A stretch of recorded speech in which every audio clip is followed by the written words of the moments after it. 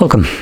In front of me I have the iPhone 15 Pro Max and a Spigen case, which I'll go over just test fitting it so people can see how it looks like and fits on the device.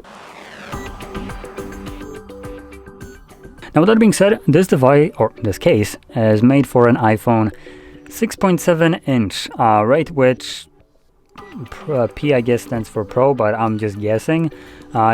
But anyway, don't get misled by the 6.7. It doesn't actually fit on the Plus version of the iPhone 15, which this is also a 6.7 inch display, exactly the same size. The only difference is the camera bump is in a significantly different place than it is on the Pro Max. You can see the sizes of them are a little bit different as well. So this actually excludes the Pro Max cases from the Plus's version of this device.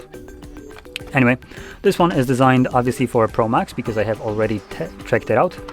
And let's see what we got actually on the back. So does it say, just says the brand. Trying to see under the sticker. I don't see it saying like what it is for exactly under the sticker because I can kind of see the tags popping through it. Yeah, it's not really labeled right here if it's for the Pro or Pro Max or anything like that. So I can already tell you it is for the Pro Max only. So let's take it out. Now we do have what looks like to be a MagSafe on here, based on that circular thing right here. So that's pretty nice. Let's just slap the phone in here. Fits pretty well, pretty snug. Adds a decent amount of bulk to the device, but also protects it, as you can see. So there we go.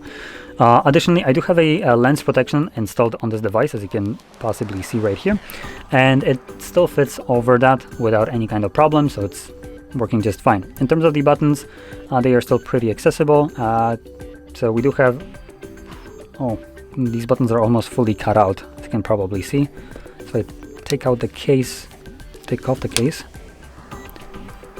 you can see that these are cut around or on the edges, so it's easier to press them, and they're only holding at very top and bottom, and same goes for these ones, which you can see here a little bit clearer.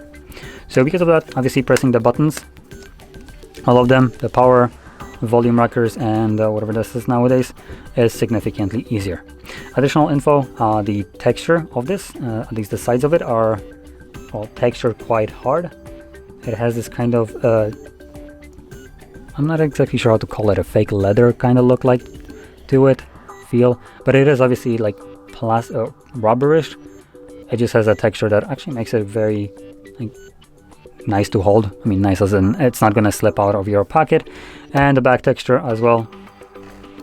This is fully perforated, so again, if you place your phone somewhere, you probably won't be having it slip away from you. So there we go. Now, if you found this video helpful, don't forget to hit like, subscribe, and thanks for watching.